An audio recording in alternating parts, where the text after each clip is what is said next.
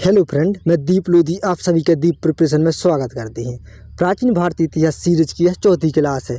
इस क्लास में वैदिक काल, जिसमें ऋग्वेद, यजुर्वेद, सामवेद और अर्थवेद से संबंधित मोस्ट इम्पोर्टेंट क्वेश्चन जानेंगे, जो आगामी एग्जाम में बहुत ही महत्वपूर्ण साबित होंगे। तो फर्स्ट क्वेश्चन है, वैदिक काल में गायत्री मंत्र का वर्ण किस वेद में मिलता है?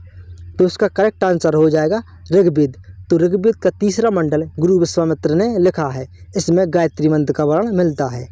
नेक्स्ट क्वेश्चन है, वैदिक काल में जो 4 वर्ण ब्राह्मण, क्षत्रिय, वैश्य और शूद्र का उल्लेख मिलता है, तो उसका आंसर हो जाएगा ऋग्वेद का 10वां मंडल, जो पुरुष सूक्त से संबंधित है। इसमें 4 वर्ण का वर्ण मिलता है, तो इन वर्णों का निर्धारण कर्म के आधार पर किया गया है। इसके बाद नेक्स्ट क्वेश्चन है, ऋग्वेद में किन 2 पुरोहित का नाम मिलता है? तो इसका आंसर हो जाएगा गुरु वशिष्ठ, गुरु विश्वामित्र। नेक्स्ट क्वेश्चन है, ऋग्वेद में यमुना नदी का कितनी बार वर्ण मिलता है? तो इसका आंसर हो जाएगा 3 बार। ऋग्वेद कालीन 10 राजयुद्ध का वर्ण ऋग्वेद के किस मंडल में मिलता है? तो इसका आंसर हो जाएगा 7वां मंडल। वैदिक काल में गाय को कहा जाता था, तो इसका आंसर हो जाएगा अधन्या। इसके बाद नेक्स्ट 4 आश्रम व्यवस्था, ब्रह्मचर्य आश्रम, गृहस्थाश्रम, वानप्रस्थाश्रम और संन्यासाश्रम का वर्ण किस उपनिषद में मिलता है? तो उसका आंसर हो जाएगा जवालोपन उपनिषद। इसके बाद नेक्स्ट क्वेश्चन, किस वेद की रचना गद्य और पद्य दोनों विधाओं में की गई है? तो इसका आंसर हो जाएगा यजुर्वेद। इसके बाद नेक्स्ट है, संगीत का जनक किस वेद को कहा जाता है? तो उसका आंसर हो जाएगा सोमवेद। इसके बाद नेक्स्ट, वैदिक काल में 2 संगठनों को प्रजापति की 2 पुत्री कहा गया है, तो उसका आंसर हो जाएगा सभा एवं समिति। इसके बाद नेक्स्ट है, सत्यमेव जयते वाक्य किस उपनिषद में मिलता है? तो इसका आंसर हो जाएगा मुंडोप उपनिषद। इसके बाद नेक्स्ट है, वैदिक कालीन पूजनीय नदी थी, तो इसका आंसर हो जाएगा सरस्वती नदी। इसके बाद नेक्स्ट है, गोत्र शब्द का उल्लेख किस वेद में मिलता है? तो इसका आंसर हो जाएगा ऋग्वेद। ऋग्वेद में कुल कितनी सूक्त एवं मंडल हैं? तो इसका आंसर हो जाएगा 1028 सूक्त, 10 मंडल और 10,580 मंत्र और 8 अष्टक में यह विभाजित है। इसके बाद नेक्स्ट, यजुर्वेद में जो गद्य और पद्य दोनों विधाओं में है, उसकी रचना किसने की थी? तो इसका आंसर हो जाएगा गुरु अथर्व पुजारी है। अथर्ववेद, जिसमें जादू टोना, वशीकरण, औषधि मंत्र से संबंधित कुल कितनी मंत्र हैं?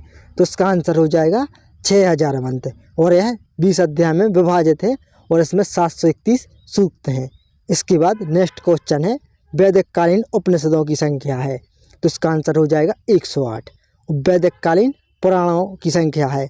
तो इसका आंसर हो जाएगा 18। इसके बाद नेक्स्ट है, किस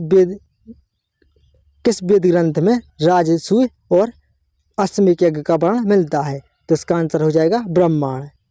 नेक्स्ट है, ऋग्वेद में सर्वाधिक किस यज्ञ का वर्ण मिलता है? तो इसका आंसर हो जाएगा सोम यज्ञ। नेक्स्ट है, शुद्ध शब्द का उल्लेख ऋग्वेद के किस मंडल में मिलता है? तो इसका आंसर हो जाएगा 10वें मंडल। नेक्स्ट है, ऋग्वेद के सबसे प्राचीन दूसरा और 7वां मंडल को कहा जाता है? तो इसका आंसर हो जाएगा वंश मंडल। तो इसके दूसरे और 7वें मंडल में प्राचीन वंशों का वर्ण मिलता है, इसलिए इसे वंश मंडल कहा जाता है। नेक्स्ट है, वैदिक काल में विवाह, जिसे पाणिनीय संस्कार कहा जाता था, कितने प्रकार का प्रचलन था? तो इसका आंसर हो जाएगा 8 प्रकार। नेक्स्ट है, आजीवन अविवाहित रहने वाली कन्या को वैदिक काल में कहा जाता था? तो इसका आंसर हो जाएगा अमाजु। नेक्स्ट है, वैदिक काल में विवाह, जिसे पाणिनीय संस्कार कहा जाता था, कितने प्रकार के विवाह का वर्ण मिलता है? तो जैसा हम बता चुके हैं, 8 प्रकार के विवाह है। समस्त उत्तरी ध्रुव में आर्यों का निवास है, यह कथन किसका था? तो इसका आंसर हो जाएगा बाल गंगाधर तिलक। नेक्स्ट है, ऋग्वेद के किस सूक्त में वैदिक शिक्षा पद्धति का उल्लेख मिलता है? तो इसका आंसर हो जाएगा मंडूक सूक्त। नेक्स्ट है, गायत्री मंत्र की रचना किसने की थी? तो जैसा कि हम बता चुके हैं, गुरु विश्वामित्र। तो इसका आंसर नेक्स्ट क्वेश्चन है, श्रीमद् भागवत गीता मूलतः लिखी गई है? तो इसका आंसर हो जाएगा संस्कृत भाषा। नेक्स्ट है, वैदिक कालीन उपनिषदों की लिपि थी? तो इसका आंसर हो जाएगा ब्राह्मी लिपि। इसके बाद नेक्स्ट, ऋग्वेद सबसे मूल्यवान वस्तु थी? तो ऋग्वेद में सबसे मूल्यवान वस्तु गाय थी और व्यापार वाणिज्य में गाय का ही प्रयोग किया जाता था। नेक्स्ट है, वैदिक काल का स्वरूप था, तो इसका आंसर हो जाएगा ग्रामीण। नेक्स्ट है वैदिक कालीन सबसे प्रमुख देवता था, इसका आंसर हो जाएगा इंद्र। इसके बाद नेक्स्ट है वैदिक कालीन परिवार की सबसे छोटी इकाई थी कुटुंब, तो कुटुंब के बाद ग्राम होता था। इसके बाद नेक्स्ट है ऋग्वेद में व्यापारी को क्या कहा जाता था, तो इसका आंसर हो जाएगा पाड़ी।